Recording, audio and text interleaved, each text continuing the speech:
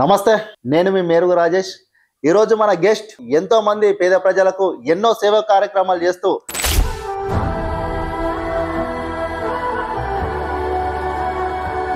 ఒక business man అయ్యుండి వ్యవసాయం చేయడానికి గల కారణం ఏందో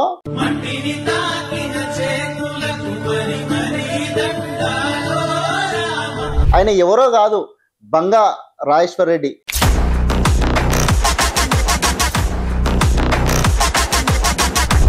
నా కాన్సెప్టే ఫార్మర్ కు ఎట్లా మనము పెట్టుబడి తగ్గాలనేది నా రీసెర్చ్.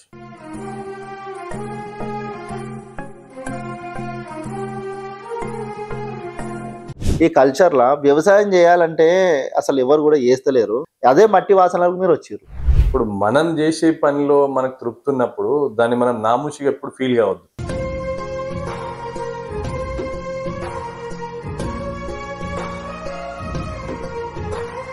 బంగా రాజేశ్వర్ రెడ్డి గారు చాలా సేవా కార్యక్రమాలు చేస్తారు. ఎందుకోసం? వ్యక్తిగతంగా ఎవరికి ఏం చేయట్లేదే, విలేజ్ పరంగానో లేకపోతే ఒక పర్టికులర్ ఊర్లో ఒక సెగ్మెంట్ పరంగానో చేస్తున్నాం. ప్రజలల్లా ఒక్కడిలా కలిసిపోయిండు, నీతినే నిలువెత్తు నింపుకున్నాడు, అహంకార కోటలెదరగొట్టాడు, చిన్న భిన్నమైన చీకటింట కంటి చెమ్మన్న తుడిసెనంట, వలసపడ్డోళ్లకు అయ్యే అన్నా కలబడతాడు ఎదురుంగేమి ఉన్నా, కల్లోల మగుల్ల కలలేన వేసంగా ఊళ్ళల్లో వెలిగిన సూర్యుడైనాడు. గతంలో నాన్నగారు కేసీఆర్ గారికి దగ్గర అనిచారు. నాన్నగారి స్ఫూర్తితోని మీరు మళ్ళీ రాజకీయాలకు వస్తున్నారా? ముందు నుంచి మా ఇంట్లో రాజకీయాలు చూసుకుంటే పెరిగిన వాళ్ళమేనే. వేల రూపాయలను ఖర్చు చేస్తున్నారు ఊర్లకి, టెంపుల్లకైనా. ఎవరు ఇట్లా ఆపద ఉందని వచ్చినా కానీ చాలా డబ్బులు ఖర్చు చేస్తున్నారు.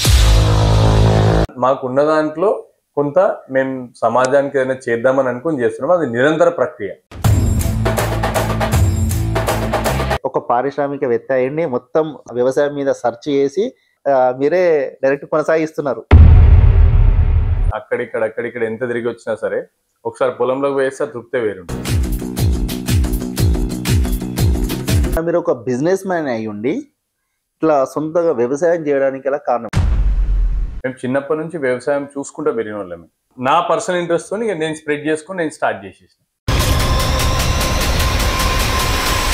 ఒక 1 month 1.5 month వరకే స్థానిక ఎన్నికల నోటిఫికేషన్ వచ్చే అవకాశం ఉంది. స్థానిక ఎన్నికలలో పోటీ చేస్తారా? మేము రాజకీయాలకు వద్దామని డిసైడ్ అయిపోయినామే.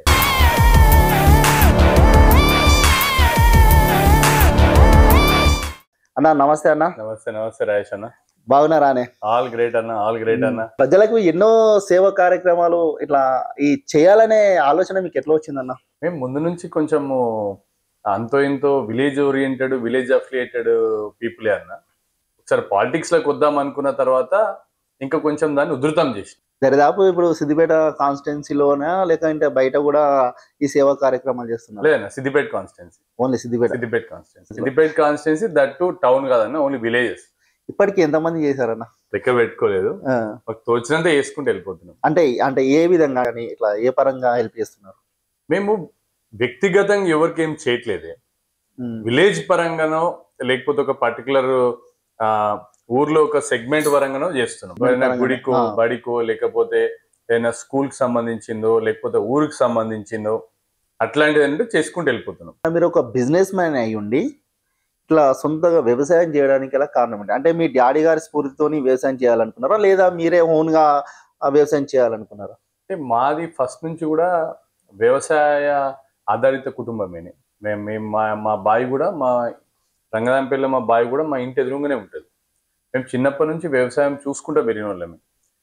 తెలిసి తెలియకుండా దానికి అలవాటు పడ్డ వాళ్ళమే. సరే, నాకు కొంత ఆర్థికంగా స్తోమత పెరిగిన తర్వాత నాకెందుకో కొంచెం దూరం పోయి సొంతంగా వ్యవసాయం చేద్దామనే ఆలోచనతో ఈడొచ్చి కొన్నాం.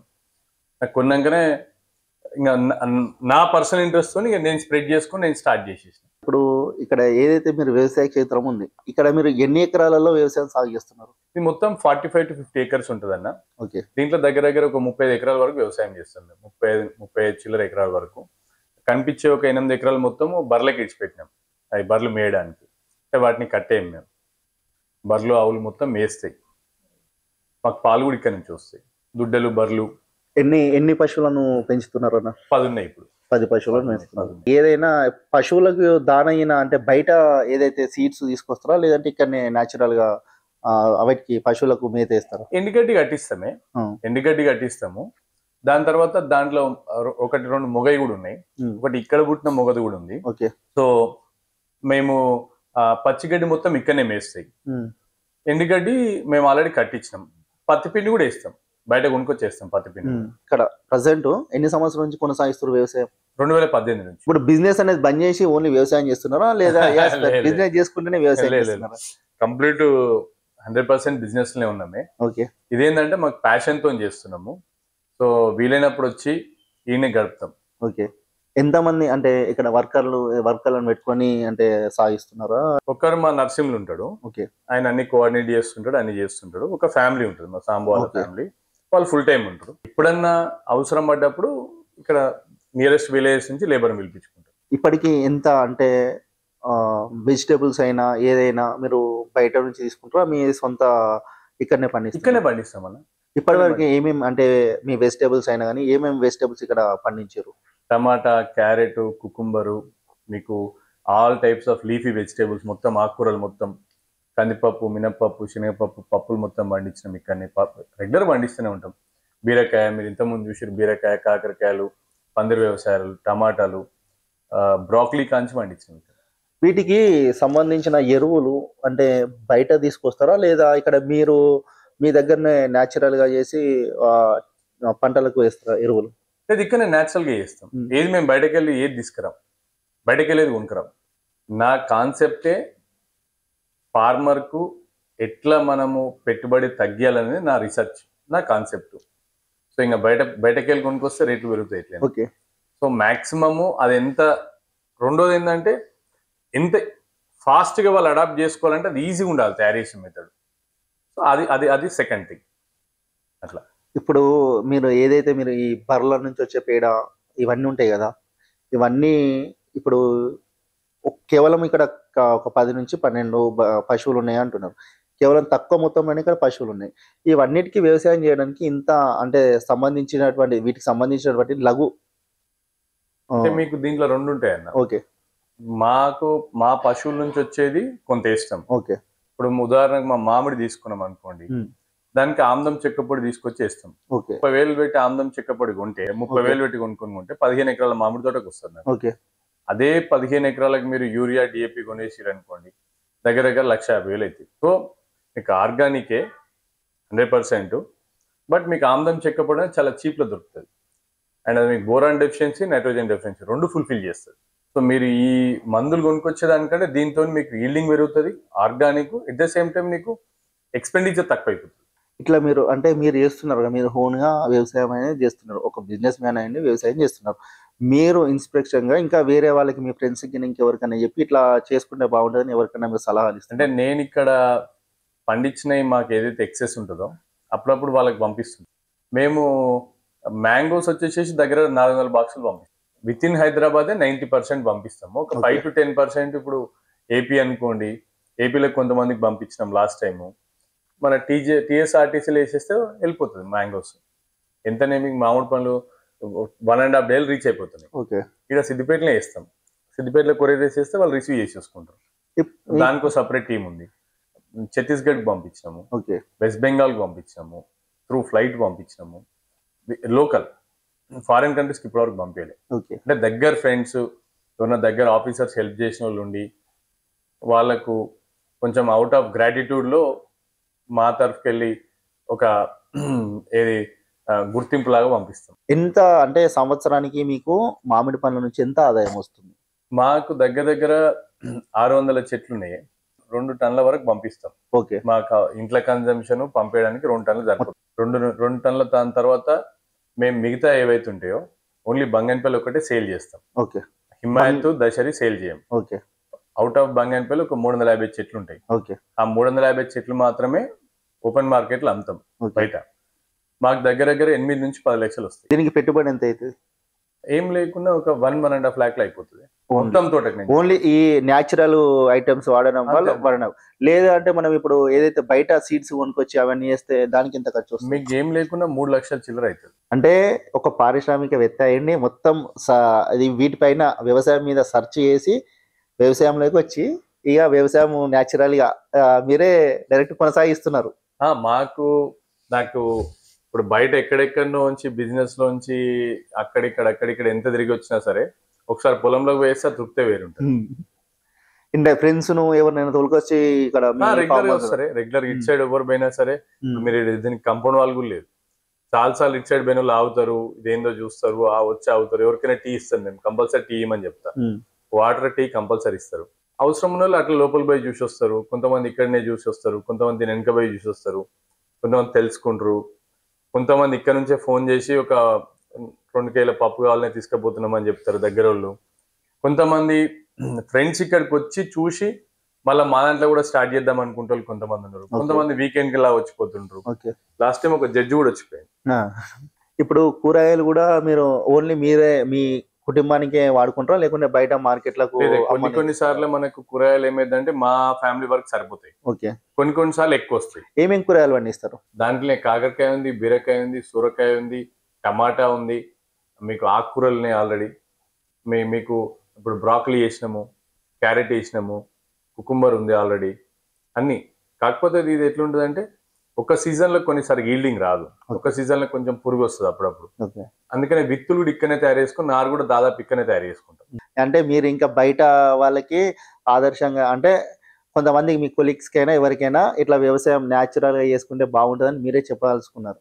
అంటే డైరెక్ట్ చెప్పే కాకుండా మనం చేసుకుంటా టేస్ట్ చూపించి ఒకసారి వచ్చి చూపించి ఇదేదో పెద్ద ప్రాసెస్ ఏం కాదు, దీంట్లో పెద్ద కష్టం ఏం లేదు, సో మీరు కూడా అడాప్ట్ చేసుకుంటే పెద్ద టైం టేకింగ్ ఏం కాదని చెప్పేసి వాళ్ళు రియలైజ్ అయితే సరిపోతుంది. రసాయనాలు ఎరువులు వాడకుండా నేల రసాన్ని ఎలా కాపాడుతున్నారు? మనం ఎప్పుడైతే కెమికల్ ఫ్రీ సాయిల్ ని మనం డెవలప్ చేసుకుంటామోనే న్యాచురల్ గా దాంట్లోంచే మీకు ఇంగ్రీడియంట్స్ అనేవి తయారవుతాయి. భూమిలో ఉన్న మినరల్స్ న్యాచురల్ గా ఎర్రల ద్వారా పైకి వచ్చేస్తాయి. మీకు దాంట్లో రెండో రకం ఏంటంటే మీకు ఎప్పుడైతే చెట్టుకు ఏర్లకు బలం కుదురుతుందో, చెట్టు ఏరైతే ఎప్పుడైతే బలపడుతుందో మీరు కాన్స్టెంట్ గా మీకు వాటికి ఏం డెఫిషియన్సీ ఉందనేది చూసుకొని ఆ పర్టికులర్ డెఫిషియెంట్ మనకు న్యాచురల్ గా దేంట్లో దొరుకుతుందో చూసుకొని 90% దాని ద్వారా మీరు చెట్టుకి అందిస్తారు. మీరు న్యాచురల్ గానే చెట్టు డెవలప్ అయిపోతుంది. ఇది ఒక పద్ధతి. రెండో పద్ధతి ఏంటంటే అసలు మీకు ఆ పర్టికులర్ పంటకు మీరు ఆ పర్టికులర్ ఇన్సెక్ట్స్ కానీ పెస్టిసైడ్స్ కానీ రెగ్యులర్గా అటాక్ అయితే అటాక్ కాకుండా చూడడం. ఇది రెండోది. ఒకటి ప్రివెన్షన్, రెండోది వాటిని స్ట్రెంగ్తన్ చేయడం. ఈ రెండు చేసుకుంటూ సరిపోతుంది. 95% మనం సేఫ్ జోన్లో ఉంటాం. ఏమైనా క్లైమేటిక్ కారణాలతో వచ్చే రోగాలు 1-2 ఉంటాయి, కానీ అవి మీరు ఎంత యూరియా స్ప్రే చేసినా ఇంకోటి స్ప్రే చేసినా కూడా 1-10 సార్లు చేస్తే కూడా వేస్ట్. అది నేను రైతులకైతే అదే చెప్తా. ఎందుకంటే దానివల్ల మీకు వచ్చే ఇన్కమ్ కంటే పోయే ఖర్చే ఎక్కువ ఉంటుంది.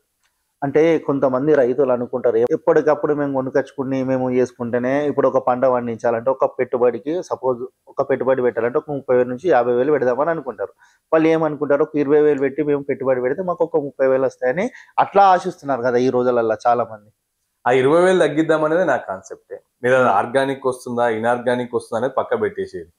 మీరు 50,000 పెట్టుబడి పెడితే మీకు 40,000 ఆదాయం వచ్చింది అనుకోండి, 10,000 లాస్. 20,000 పెట్టిరు అనుకోండి, మీకు 30,000 వస్తే 10,000 లాభమే కదా.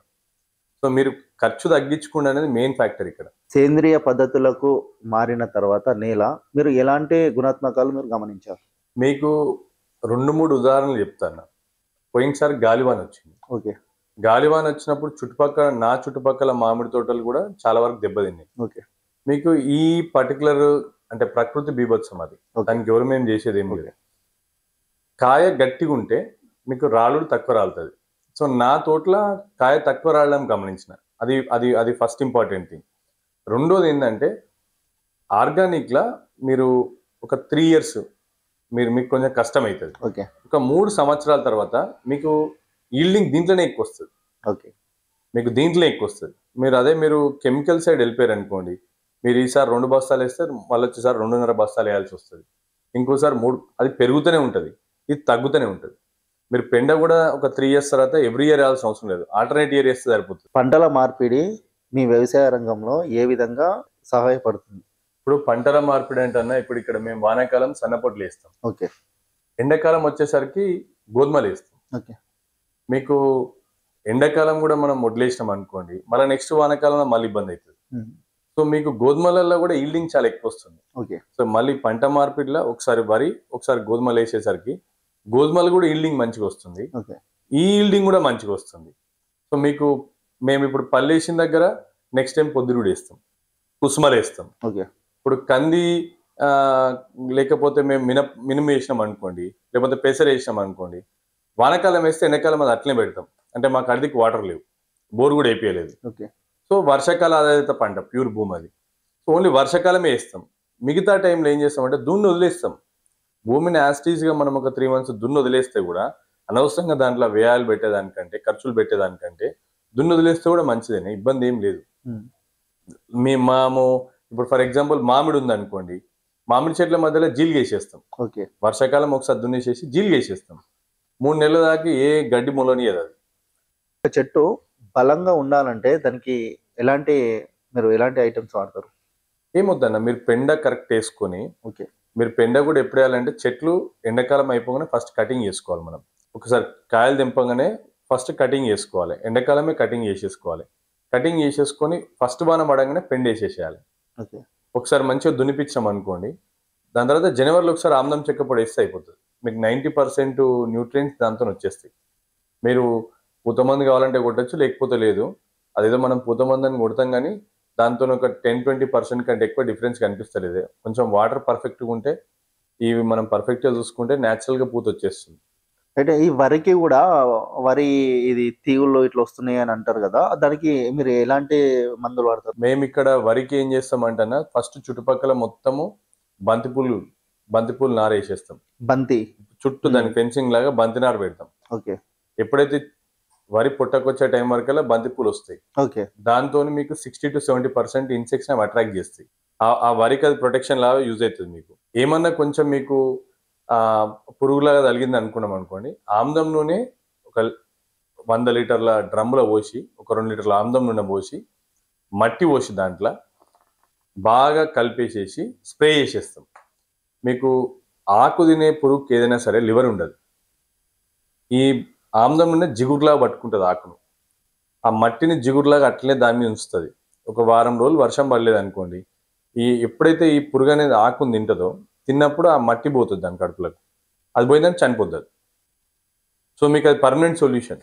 మిడతల నుంచి వీటన్నిటి నుంచి రక్షణ అదే. బంతిపూలు పెట్టడం వల్ల ఫస్ట్ ఆఫ్ ఆల్ మనకు అదనపు ఆదాయం వస్తుంది. అంటే పొలం ఉంటే పొలం చుట్టూ ఇట్లా బాక్స్ పెట్టేస్తాం, వరం షేప్ చుట్టూ పెట్టేస్తాం, ఓకే. వరం కానుకొని పెట్టేస్తాం. మీకు దాంతో అదనపు ఆదాయం కూడా వస్తుంది. బంతి చెట్లు కూడా పురుగు తరగడం వల్ల అవి కూడా చెట్లు మొలవయ్యి అని అంటారు కదా. లేదే, మీకు బంతి పూలకు ఎంత పురుగు తగిలినా సరే దానికి ఇంకా లగే వాటర్ సఫిషియెంట్ ఉండక బంతి పూలకు ఆ చెట్టు కొంచెం ఎండిపోయే క్రమంలో పురుగు అటాక్ అయితే తప్ప, మీకు బంతి పూలకు మంచి నీళ్ళు వచ్చినాయి అనుకోండి, ఫాస్ట్ గా ఫ్లవరింగ్, అది అంతే 20-25 days నే ఫ్లవరింగ్ స్టార్ట్ అవుతుంది. మీకు వరి నాటేసి చేతుకు రావాలంటే ఎంత టైం పడుతుంది? 3 నెలల పంట ఉంటుంది మీకు. కొన్ని విత్తనాలు 4 నెలలు ఉన్నాయి, కొన్ని 2.5 months కూడా ఉంటాయి. కొన్ని ఇవి అంటారు కదా ఆడవడ్లు మగవడ్లు. అవును, వీటికి ఎంత టైం? అవి మేము చేయలేదు ఇప్పటి వరకు. మేము ఓన్లీ సన్నపొడ్లు, బాస్మతి. ఓకే.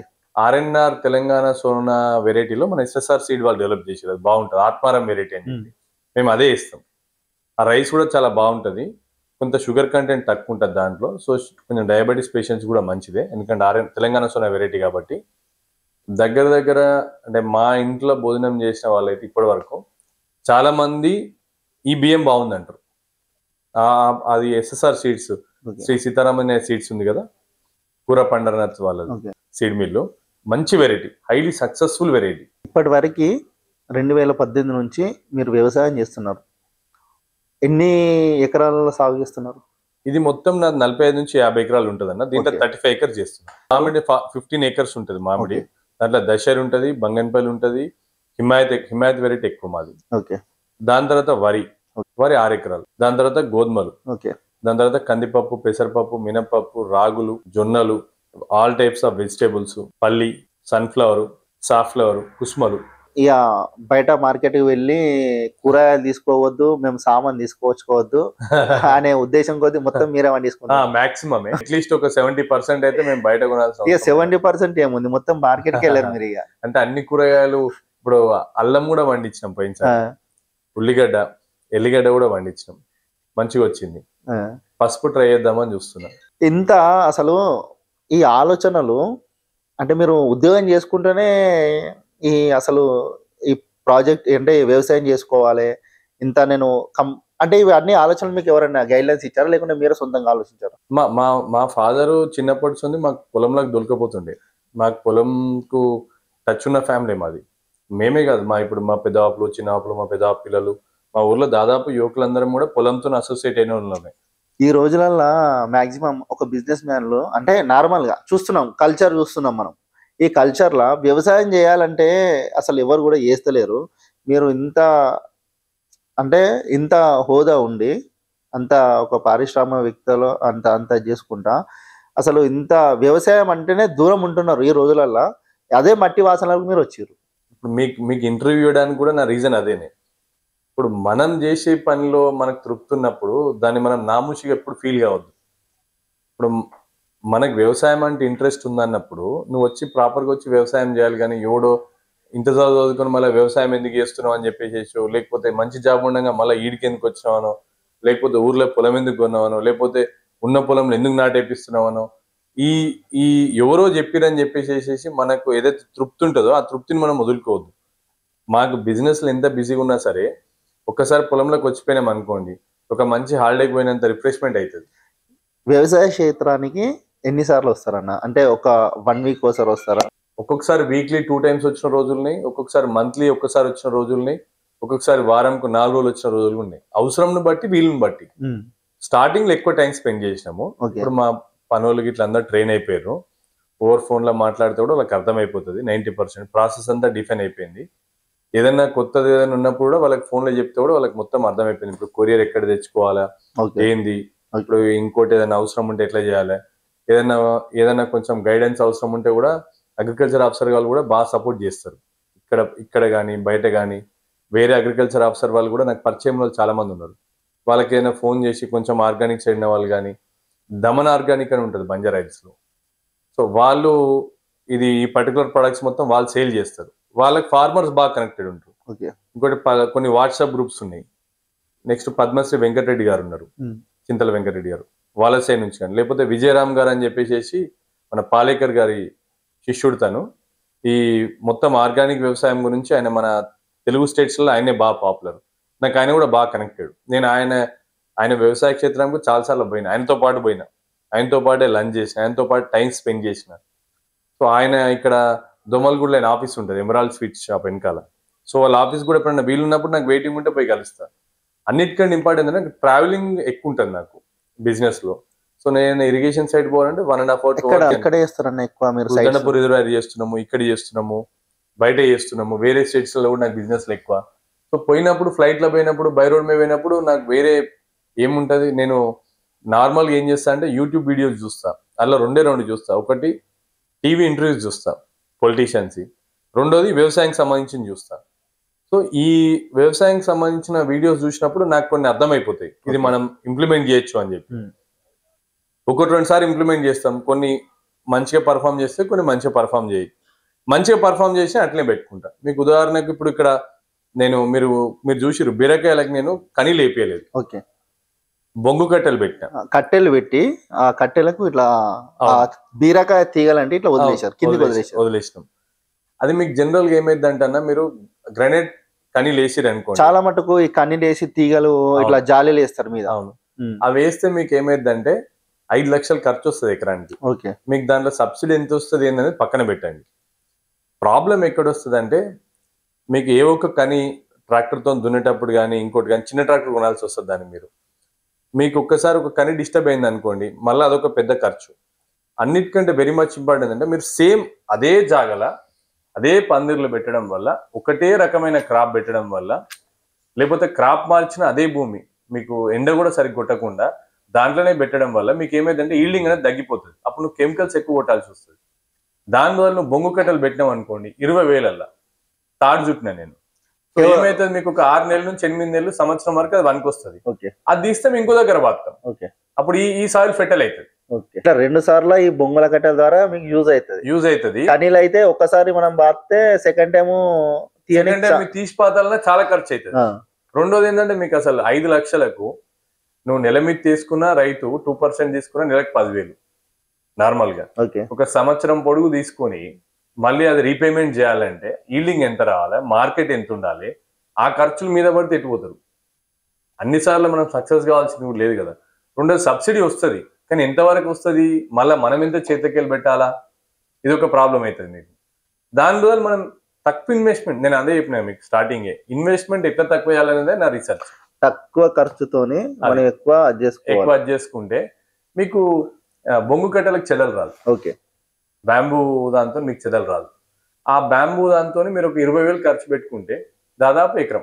ఎంత ఇట్లా ఈ బొంగు కట్టెల ద్వారా మీరు ఇట్లా ఈ బీరకాయ తోట లేదా నెక్స్ట్ కాకరకాయ తోట ఏ తోటనైనా పండిస్తారు. దీని వల్ల ఎంత ఆదాయం వస్తుంది మీకు? రైతులకు ఎకరానికి మంచి ఆదాయం వస్తుంది అన్న. ఇప్పుడు మీకు 2-3 lakhs వస్తుంది మాక్సిమం. ఆమ్లం నూనెతోనే చేస్తాం వ్యవసాయం. 99% యాప నూనె కూడా కొట్టాం. యాప నూనె బాగా కాస్ట్లీ చేసిరు, అది ఫేమస్ చేసి కాస్ట్లీ చేసిరు దాన్ని. ఆమ్లం నూనె ఇప్పుడు చీప్ ఉంది మార్కెట్ లో. ఆమ్లం నూనెతోనే మాక్సిమం వ్యవసాయం చేస్తాం మేము. ఆమ్లం నూనె కొట్టేసాం అనుకోండి రెగ్యులర్ గా, మీకు పురుగు వచ్చేసేసి దీని మీద కరెక్ట్ వాలకుంటే సరిపోతుంది. కొన్ని ట్రాప్స్ వచ్చినాయి ఇప్పుడు, అది మీకు సోలార్ లైట్ తోని ట్రాప్ వెలుగుతుంది. నరేందర్ రెడ్డి అని చెప్పేసి మన సిద్దిపేట రాస్తాడు, ఆయనే తయారు చేసి బాగా సక్సెస్ అయింది. అది మన అగ్రికల్చర్ యూనివర్సిటీ వాళ్ళు కూడా దాన్ని అడాప్ట్ చేసుకోమని చెప్పి రికమెండ్ చేసారు. వాళ్ళ దాంట్లో ప్రయోగం చేసారు. ఆ ట్రాప్ పెడితే నైట్ టైము ఏదైతే మనకు ఇన్సెక్ట్స్ ఉంటాయో అవి వచ్చి దాంట్లో పడిపోతాయి, ఆ లైట్ కి అట్రాక్ట్ అయిపోయి.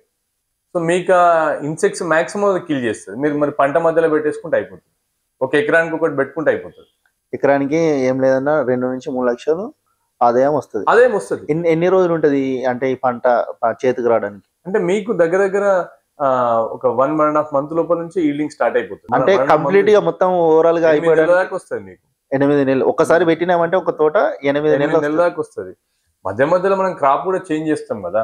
మీకు కట్టెలతో అడ్వాంటేజ్ ఏంటంటే మీరు మీ దాంతో మీరే స్వయంగా ఒక ప్లేస్ నుంచి ఇంకో ప్లేస్ లో పాతుకొని చేసుకోవచ్చు. కానీ అయితే మళ్ళీ మీకు పాతటోళ్ళు రావాలి, మళ్ళీ వాళ్ళు మీకు ఛార్జ్ చేస్తారు, మళ్ళీ తీగ తీసి మళ్ళీ తీగ చుట్టాల, మళ్ళీ అదొక ఖర్చు అవుతుంది మీకు. ఇదేంటంటే దారం చుట్టే కదా. మీ ఆలోచన ఏంటంటే డబ్బులు ఎందుకు వృధా చేసుకోవాలి, మన పని మనం చేసుకుంటే అయిపోతుంది.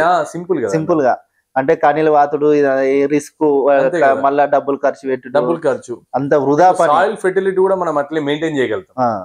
వరి పంట వేయడానికి సుమారు ఎంత వరకు ఖర్చు వస్తుంది అన్న? అంటే ఇప్పుడు ఖర్చు మనం పెట్టేదాని మీకు డిపెండ్ అవుతుంది అన్న. ఎగ్జాంపుల్ ఏంటంటే ఎకరం వేసినప్పుడు ఏమైందంటే అన్న, మీరు విత్తన పొట్లు మీ సొంతంగా మీరు కొనుక్కొస్తురా, ఈ 2 వస్తాయి. మీ సొంత విత్తనాలు ఉన్నాయి అనుకోండి. ఇప్పుడు జనరల్ గా రైతులు ఏం చేస్తారంటే, అంతకుముందు మనం ఇత్తన పొట్లు మనమే కట్టేటోళ్ళం, జూల లెక్క కట్టి పైన పెట్టేటోళ్ళం మనం. అట్లనే మీకు దాంతో ఏమైతుంది, మీకు విత్తన పొట్లు మీది మీరు తయారు చేసుకుంటే మీకు ఖర్చు చాలా తక్కువ అవుతుంది. అది పెద్ద విషయం కూడా ఏం లేదు. మనం ప్రతిసారి వడ్లు అమ్ముతున్నాం, మళ్ళీ పోయి సీడ్స్ కొనుక్కొస్తున్నాం, విత్తన పొట్లు కొనుక్కొస్తున్నాం. రైతులు అట్లా డబల్ నష్టపోతారు. ఇదొక పాయింట్. రెండోది, వీళ్ళు దుంతరు, ఇమీడియట్ గా గడ్డి మంది వేసేస్తారు నార్మల్ గా. రెండోది, దూరం పెడుతురా దగ్గర పెడుతురా నాటేస్తాం. రెండోది, మనం ఈ జీలుగు జన్మ అనేది వీళ్ళు కరెక్ట్ వేయట్లేదు. జీలుగు జన్మ కంపల్సరీ వేయాలన్న. మీరు జీలుగు జన్ము ఫస్ట్ వేసేసేసి దాని తర్వాత మంచిగా మురుగబెట్టి దాని తర్వాత మీరు విత్తనాలు వేస్తే మంచిగా వస్తుంది. మొత్తం ప్రాసెస్ కనుక మనం పర్ఫెక్ట్ చేసుకుంటే 15,000 అయిపోతుంది ఒక ఎకరానికి. మీరు కనుక దీన్ని మళ్ళా ఎక్స్పెండిచర్ పెంచుకుంటూ పోతే 20,000 25,000 కూడా అవుతుంది. కోత మిషన్ అందరం, నేనైనా మిషన్ తోనే కోపిస్తా, దున్నడం ట్రాక్టర్ తోనే, నేనైనా ట్రాక్టర్ తోనే దున్నిపిస్తా. కానీ మధ్యలో ఖర్చులు ఎట్లా తగ్గించుకుంటాం అనేది ఇంపార్టెంట్. ఇప్పుడు కంపల్షన్ లేని మనం తగ్గలేము. ఇప్పుడు మనుషుల పెట్టి కోపిస్తే ఇంకా ఖర్చు ఎక్కువైతుంది. మళ్ళా పడుగు దునిపించుడు అదంతా మళ్ళా అది డిఫరెంట్ ఖర్చులు అయిపోతున్నాయి. దానివల్ల మిషన్ ఈజీ ఉంది. అంటే టెక్నాలజీ వచ్చిన కొద్దీ రైతులకు భారం అంతే కదన్నా. ఇప్పుడు మా ఫాదర్ అప్పుడు ఫస్ట్ టైం డ్రోన్ తోని మొత్తము కెమికల్స్ స్ప్రే చేయించింది వరికి. మీకు దాంతో ఏమైంది, ఖర్చు చాలా తగ్గింది. ఇప్పుడు అంత ముందుకు 4 రోజులు 3 రోజులు జల్లేది అది వచ్చేసేసి 3 గంటలలో డ్రోన్ వచ్చేసేసి మొత్తం జల్లి వెళ్ళిపోతుంది. ఓకే. ఇప్పుడు అదొక మంచి వ్యవసాయదారునికి ఒక ఉపాధిలాగా కూడా యూజ్ అవుతుంది. ఓకే. ఆయన పొలంలో ఆయన చేసుకోవచ్చు. ఇప్పుడు మనం ఇంకా ట్రాక్టర్ కొనుక్కున్నట్టే మన పొలం మనం దున్నుకోవచ్చు, పక్క పొలంకి అవసరమైతే పంపించి దున్నిపించచ్చు. ఇదైతే వాళ్ళ ఆపరేట్ చేయొచ్చు. ఓకే. దానివల్ల 2 రకాల లాభాలు దానివల్ల. అప్పుడు ఏదైతే మనుషులను పెట్టి ఇవన్నీ కోపించేటవాళ్ళు, ఇట్లా ఈ టెక్నాలజీ వచ్చిన కొద్దీ అటు రైతులకు ఉపాధి లేకుండా పోతుంది, చాలా మటుకు ఇబ్బంది పడుతున్నారు. అవును. ఈ టెక్నాలజీ ద్వారా మీకు అంటే అట్లా బెటర్ ఉండేనా, ఈ దీని ద్వారా ఎక్కువ బెటర్ ఉందా? అంటే మీకు ఇప్పుడు అప్పుడు కూడానే మీకు మనం పడుగు పెట్టి దున్తే ఇదంతా చేసి మనం పడుగు పెడితే ఇదంతా ప్రాసెస్ అది. ఓకే.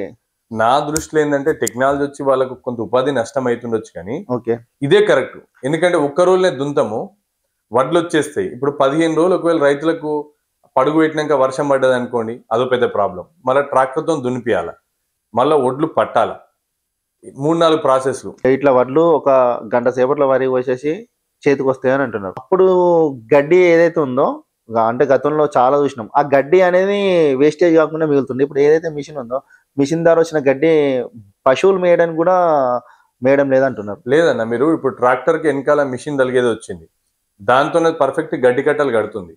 మనం ఏం చేయాలంటే ముందే గడ్డి కట్టలు కట్టుకొని స్టోర్ చేసుకున్నాం అనుకోండి, మీకు ఆ గడ్డి కట్టలు మళ్ళీ బర్రెలు మంచిగా తింటున్నాయి. ఎండిగడ్డి ఒక సీజన్ లో బర్రెలు మంచిగా తింటాయి. ఓకే. ఒక సీజన్ లో ఎండిగడ్డే బాగా తింటది, అది ఇష్టంతో తింటది. అప్పుడు కోసింది కొంచెం లెంత్ ఉంటుండే, కానీ ఇప్పుడు మిషన్ వాళ్ళు మంచిగా కిందికి కోస్తారు. ఓకే. ఒక్కటే ఏంటంటే వర్షాకాలంలో చైన్ మిషన్ వచ్చినప్పుడు మాత్రమే కిందికి దిగదు. ఓకే. పొలం మంచిగా ఎండుంది అనుకోండి, నార్మల్ మిషన్ వస్తే మంచిగా కిందికి కడిగేస్తుంది. మీకు అంతా గంటకు 2000, 2300 తీసుకుంటారు వాళ్ళు. మనుషుల కంటే ఇదే తక్కువ అవుతుంది, రైతులకు చీప్ అవుతుంది. మీ వ్యవసాయ క్షేత్రానికి ఈ రోజు ఒక సిరిసిల్ల నుంచి పీజీఆర్ కాలేజ్ నుంచి అటు విద్యార్థులు టీచర్స్ వచ్చారు, విజిట్ చేశారు. అవును. వారు మీకు ఎలాంటి సూచనలు ఇచ్చారు, మీరు మీ దగ్గర నుంచి వాళ్ళు ఎలాంటి సూచనలు తెలుసుకున్నారు? అంత మంచి ప్రెస్టీజియస్ కాలేజ్ వాళ్ళు మా వ్యవసాయ క్షేత్రానికి ఇక్కడ ఉన్న అగ్రికల్చర్ ఆఫీసర్స్ తో తెలుసుకొని రావడం అనేది మాకు చాలా సంతోషంగా ఉంది. అంటే మనం చేసే పని నలుగురు రికగ్నైజ్ చేస్తే మనకు ఆ తృప్తి వేరే ఉంటుంది. రెండోది ఏంటంటే వాళ్ళకు కొన్ని ఏవైతే మెలకువలు ఉన్నాయో కొన్ని విషయాలు మాకు చెప్పడం జరిగింది, ఎట్లా చేద్దామనేది. కొన్ని మేము ఇక్కడ చేసేది, ఇప్పుడు నేను ఛత్తీస్గఢ్ పోయినప్పుడు కూడా నాకు టైం దొరికినప్పుడు అక్కడ చాలా ఫార్మ్స్ ఉంటాయి, నేను పోతా. ఓకే. అక్కడ కొన్ని చూసి నేను ఇక్కడ ఇంప్లిమెంట్ చేసిన, బ్రాక్లీ బండి చేయడం కానీ, ఇప్పుడు ఈ బొంగు కట్టెలతో కానీ ఆల్రెడీ మనం ఇంతకుముందు చేస్తుండే, ఇప్పుడు మనం మళ్ళీ రీస్టార్ట్ చేసినాం అవి. సో వాళ్ళకి అవి కొంచెం కొత్తగా అనిపించినాయి. మూడోది ఏంటంటే వాళ్ళకు ప్రాక్టికల్ గా ఆర్గానిక్ ఇంత లార్జ్ స్కేల్ ఫార్మింగ్ చేసే వాళ్ళకి ఎవరు ఇప్పటివరకు ఈ పర్టికులర్ ఏరియాలో ఎవరు వాళ్ళకి కనిపించలేదు. ఓకే. సో మన ఫామ్ కి వచ్చేసరికి మీకు అన్ని వెరైటీస్ దొరికినాయి. వాళ్ళకు వెజిటేబుల్స్ దొరికింది, రైస్ దొరికింది, మ్యాంగో దొరికింది, కొన్ని కంది పెసర్ ఇవి కూడా దొరికినాయి. సో దాంతో వాళ్ళు చాలా హ్యాపీ అయిపోయారు. తెలంగాణలో అయినా సరే, మన కాన్స్టిట్యున్సీ సిద్దిపేటలో అయినా సరే, రైతులకు మీరు ఏం చెప్పదలుచుకున్నారు? ఒక విషయం అయితే ప్రాపర్గా చెప్పగలుగుతానే, యువకులకు ఎవరికైతే మీకు వ్యవసాయం మీద ఇంట్రెస్ట్ ఉందో, 100% ఎంప్లాయ్మెంట్ అంటే మీకు ఇంట్రెస్ట్ లేదో, మీరు ధైర్యంగా రండి. ఇప్పుడు నేను చేసే అగ్రికల్చర్ ప్రొడక్ట్స్కి మార్కెట్ చేస్తే కూడా చాలా స్కోప్ ఉంది. ఓకే. ఇప్పుడు అంతకుముందు దుష్యంత్ రెడ్డి అని ఒక అబ్బాయి ఇక్కడ నుంచే వెజిటేబుల్స్ కోవిడ్ టైంలో త్రూఅవుట్ ద స్టేట్ పంపించిండు. హైదరాబాద్లో ఆల్ గేటెడ్ కమ్యూనిటీస్కి ఆయనకు ఉన్న డిమాండ్ మామూలు కాదు. ఇప్పుడు ఇక్కడ పర్టికులర్ ఎవరైనా కరెక్ట్ కూర్చొని ఆన్లైన్ మార్కెటింగ్ ద్వారానా లేకపోతే ఇంకో ద్వారానా తను కూరగాయలు పండించుకుంటూ, లేకపోతే రైస్ పండించుకుంటూ, లేకపోతే గోధుమలు పండించుకుంటూ, లేకపోతే పప్పులు పండించుకుంటూ ఇంకో 4 రైతులకు ఆయన్ని ఉపాధి ఇచ్చే స్టేజ్కి పోతాడు. ఆ పర్టికులర్ ప్రొడక్ట్స్ కనుక నీకు ప్రాపర్ గా మార్కెటింగ్ అయితే. సో ఇది ఒక ఎకో సిస్టమ్. ఇప్పుడు మీకు ఎగ్జాంపుల్ చెప్తున్నా, నాకు గానుగా పల్లి నూనె కావాలనుకోండి, నేను ఇక్కడనే పల్లి పట్టిస్తున్నా. ఈ నేను 4 కిలోమీటర్లు పోతే నాకు పల్లి ఇత్తులు తీసే మిషన్ వచ్చింది. ఇప్పుడు ఆ మిషన్లు వేస్తే నాకు పల్లి ఇత్తులు వస్తున్నాయి. ఈయనే పక్కకు పోతే మన వేద వాళ్ళు డైరెక్ట్ నీకు గానుగ నూనె పట్టిస్తారు. అంటే నీకు డబ్బాలల్లో ఒక particular eco system already build అయిపోయి ఉంది ఇక్కడ. సో నీకు ఎక్కడెక్కడ ఏమేమి ఉంటాయనేది ఒకటి చూసుకుని వస్తే సరిపోతుంది. సో నీకు ఆర్గానిక్ గానుగ నూనె పల్లి నూనె కావాలని అంటే ఒక పర్టికులర్ రైతే ఇప్పేయగలుగుతాడు, ఎండ్ ప్రోడక్ట్ ఇప్పేయగలుగుతాడు. ఆయన పల్లీలు అమ్మాల్సిన అవసరం లేదు, పల్లికాయ అమ్మాల్సిన అవసరం అసలుకే లేదు. గానుగ నూనెకి చాలా డిమాండ్ ఉంది హైదరాబాద్. దట్టు ఆన్గా మీరు ఇప్పుడు బ్రాకలీకి చాలా డిమాండ్ ఉంది. ఇప్పుడు బ్రాకలీ ఒక హయ్యర్ సెగ్మెంట్ ఆఫ్ పీపుల్ తింటారు. నార్మల్ మన ఇళ్ళలో బ్రాకలీ అంటే మనకు పెద్ద ఐడియా లేదు. ఈ హయ్యర్ సెగ్మెంట్ ఆఫ్ పీపుల్ చూసి ఉంటారు. ఆ పర్టికులర్ బ్రాకలీ మన దగ్గర బాగా పండుతుంది. మీకు ఆ బ్రాకలీ పండినప్పుడు ఆ బ్రాకలీ తినేవాళ్ళు ఆర్గానిక్ అంటే ఇంకెంత రేట్ అయినా పెట్టుకుంటారు వాళ్ళు. ఆ క్రీమ్ సెగ్మెంటే తింటారు. సో నీకు మంచి మంచి హోటల్స్ కి సప్లై చేసుకోవచ్చు వాళ్ళు. మన ప్రోడక్ట్స్ లో కనుక దమ్ముందంటే డిస్ప్లేలో కూడా పెట్టొచ్చు. ఇప్పుడు ఇక్కడ మినర్వా ఉంది, మన హోటల్ మినర్వా ఉంది. మీకు అక్కడ ఆ పర్టికులర్ హోటల్ వాళ్ళని మనం రిక్వెస్ట్ చేస్తే వాళ్ళు కొంత స్పేస్ కూడా ఇస్తారు. ఆ పర్టికులర్ స్పేస్ లో మన సిద్దిపేట ప్రొడక్ట్స్, మన సిద్దిపేట అగ్రికల్చర్ ప్రొడక్ట్స్ కూడా మనం అక్కడ స్టాల్ పెట్టొచ్చు. అది మన ప్రాంతానికి గర్వకారణం అవుతుంది, కొంతమంది రైతులకు ఉపయోగం అవుతుంది. సో మీకు ఎవరికైనా ఇంట్రెస్ట్ ఉంటే ఒక్క నిమిషం కూడా హెసిటేట్ చేయకండి. అదో చిన్న పనిలా ఫీల్ కాకండి, లేదా పని లేకుండా ఉండకండి. మీకు ఉపాధి వచ్చే టైంలో వస్తుంది, కానీ ఆ ఉపాధి వచ్చేంత వరకు మీకున్న 4 ఎకరాలు దున్నకుండా మీరు ఖాళీగా తిరగకండి, వ్యసనాలకు అలవాటు కాకండి, మీ టైం వేస్ట్ చేసుకోకండి. మీరు స్టార్ట్ చేయండి. మీరు స్టార్ట్ చేస్తే మీకు ఇష్టమైన వృత్తి మీరు స్టార్ట్ చేస్తే మీకు ఎప్పుడో ఒక టైంలో బిజినెస్ లో ఎవరికైనా సరే అందరం చిన్ననే గ్రో అయిన వాళ్ళమే. మీరు ఇంకో 50 ఎకరాలు లీజ్ తీసుకుంటోళ్ళు అవుతారా, లేకపోతే ఇంకో 50 మంది రైతులకు మీరు ఇంకా ఊతమిచ్చేటోళ్ళు అవుతారా, లేకపోతే ఇంకో 10 మంది ఫ్రెండ్స్ కలిసి మీరు ఇంకొకటి ఏదైనా ప్లాన్ చేసుకొని పెట్టగలుగుతారా? ఏదంటే అది చేసుకోవచ్చు. ఇప్పుడు ఛత్తీస్గఢ్ లో ఒక 4 IITians కలిసి వాళ్ళ ఛత్తీస్గఢ్ ప్రొడక్ట్స్ మొత్తము ఆన్లైన్ మార్కెట్ చేస్తారు. వాళ్ళు ఏది పండియరు, పండించిన ఆన్లైన్ మార్కెటింగ్ చేస్తారు. ఇప్పుడు ఏం చేస్తున్నారంటే వాళ్ళే ల్యాండ్స్ రిలీజ్ తీసుకుంటారు. సో IIT చదివిన వాళ్ళే వ్యవసాయ ఆధారిత ప్రొడక్ట్స్కి వచ్చేసేసి R&D చేసి వాళ్ళంతా బాగా చేస్తున్నప్పుడు మీరు మనం వ్యవసాయ కుటుంబాలు, మన జీవనాధారం వ్యవసాయం, మనం పుట్టి పెరిగినప్పటి నుంచి మన జీవితంలో అదొక భాగస్వామ్యం అయిపోయినప్పుడు స్టార్టింగ్ 3 రోజులు ఎవరైనా అవుతారని చెప్పేసి మనం 30 సంవత్సరాల జీవితాన్ని అనవసరంగా వేస్ట్ చేసుకోవడం కానీ, ఎనర్జీస్ అన్ని వేస్ట్ చేసుకోవడం కానీ ఆ తప్పు చేయొద్దు. మనం ఎప్పుడైతే ఒక పని మీద వెళ్ళిపోతున్నామో ఒక దూరదృష్టి పెట్టుకొని డెఫినెట్గా మనకు సక్సెస్ వస్తుంది. కానీ మీరు ఖాళీ ఉండడం అయితే తప్పు. ఇప్పుడు రైతులకు మీరు ఇచ్చే అడ్వైజర్ ఏముందన్న? ఇప్పుడు రైతులకు నేను ముఖ్యంగా ఒకటే చెప్తాను, మనం ఖర్చు ఎట్లా తగ్గించుకోవాలనేది మనం మనం మనం ఫస్ట్ ఆలోచన చేసుకోవాలి. రెండోది ఏంటంటే ఇప్పుడు విత్తనాలు కానీ ఇంకోటి కానీ మనం అనవసరంగా టైంకు పోయి మళ్ళీ ఎక్కడ కొనుక్కొచ్చుకునే దానికంటే విత్తనాలు అనేటివి మన దగ్గరనే తయారు చేసుకొని మనం పండించిన దాంట్లోనే రెండో క్రాప్కు మనమే విత్తనాలు పెట్టుకొని దాని నుంచే మనం విత్తనాలు కానీ లేకపోతే ఎరువులు కానీ లేకపోతే వర్మి కంపోస్ట్ కానీ లేకపోతే మనకు దొరికే పెండ కానీ లేకపోతే ప్రతి ఒక్కరం మినిమం ఒక 2-3 పశువులైనా సరే మినిమం కాపాడుకొని గడ్డి కాలబెట్టకుండా, ఎక్కడ కూడా గడ్డి కాలబెట్టద్దు. భూమిలో మనం కాలబెడితే మంచి మంచి క్రిములు చనిపోతాయి, మంచి మంచి పురుగులు చనిపోతాయి. ఢిల్లీలో పొల్యూషన్ కు మెయిన్ రీజన్ అది. గడ్డి కాలబెడితే ఈల్డింగ్ తగ్గుతుంది. నీకు మంచి మంచి భూమిలో ఉండే మంచి సారవంతమైన క్రిములు చనిపోతాయి. మనం ఏ ఒక్కరు కూడా గడ్డిని కాలబెట్టకండి. మీరు కట్టలు కట్టిస్తే మీకు పశువులు లేకపోతే కొనుకపెట్టలు వచ్చి కొనుక్కోపోతారు మీ దగ్గర. కాలబెడితే కూడా మీకు పొగతో పాటు మీకు ఖర్చు ఎక్కువనే. రెండోది ఏంటంటే మీరు ఒక్క దగ్గరికి వేసి కూడా కాలబెడతలేరు, వీళ్ళు పొలమంతా కాలబెడుతురు. అది చాలా రాంగ్ కాన్సెప్ట్. నిన్నటి దాకా నీకు ఆ నుంచే బియ్యం వచ్చినాయి, ఇవాళ నువ్వు దాన్ని కాలబెడితే ఎట్లా? రైట్ అయినా ఇప్పటి వరకు మీరు మీ జీవితంలో వ్యవసాయ క్షేత్రం వరకే చెప్పారు. సేవా కార్యక్రమాలు ఏ సంవత్సరం మొదలు పెట్టారన్న మీరు? సేవా కార్యక్రమాలు మేము ముందు నుంచి చేస్తున్నామే. మేము కోవిడ్ వచ్చినప్పుడు కూడా స్టేట్ గవర్నమెంట్ కి అఫీషియల్ చెక్ ఇచ్చిన, నేను 10 లక్షలు ఇచ్చినాను, సెంట్రల్ గవర్నమెంట్ కూడా ఇచ్చినాను. ఏపీలో నాకు అప్పుడు ప్రాజెక్ట్స్ ఉండే, ఏపీ గవర్నమెంట్ కూడా ఇచ్చినాం మేము ఫర్మ్ నుంచి. సో మేము సేవా కార్యక్రమాలు ముందు నుంచి చేసుకుంటూ వస్తున్నాం. కాకపోతే రాజకీయంలోకి వద్దామని ఎప్పుడైతే 100% నిశ్చయించుకున్నామో అప్పుడు ఎక్కువ చేసినాం వాటిని. గతంలో నాన్నగారు కేసీఆర్ గారికి దగ్గర అనుచరుడు. అవును. నాన్నగారి స్ఫూర్తితోని మీరు మళ్ళీ రాజకీయాలకు వస్తున్నారా?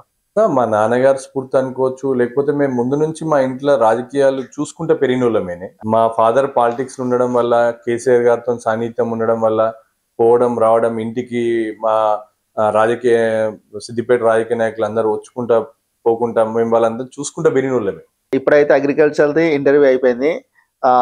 వంగ రాజేశ్వర్ రెడ్డి గారు చాలా సేవా కార్యక్రమాలు చేస్తారు. ఎందుకోసం? మేము రాజకీయాలకు వద్దామని డిసైడ్ అయిపోయినామే. రాజకీయాలకు వద్దామని డిసైడ్ అయిపోయినప్పుడు అందులో భాగంగానే ఊర్లలోకి పోతున్నప్పుడు ఏదైనా సమస్యలు వచ్చినప్పుడు మాతో తోచినంత మేము చేస్తున్నాం. ఇప్పటికీ ఎంత అంటే ఎవరు ఏ విధంగా కొన్ని వేల రూపాయలను ఖర్చు చేస్తున్నారు ఊర్లకి, టెంపుల్లకైనా. ఎవరు ఇట్లా ఆపద ఉందని వచ్చినా కానీ చాలా డబ్బులు ఖర్చు చేస్తున్నారు. అంటే చాలా డబ్బులు ఏం ఖర్చు చేస్తలేమన్నా, మాకున్న దాంట్లో కొంత మేము సమాజానికి ఏదైనా చేద్దామని అనుకుని చేస్తున్నాం. అది నిరంతర ప్రక్రియ. రైట్ అన్న, వచ్చే స్థానిక ఇంకొక 1 month 1.5 month వరకు స్థానిక ఎన్నికల నోటిఫికేషన్ వచ్చే అవకాశం ఉంది.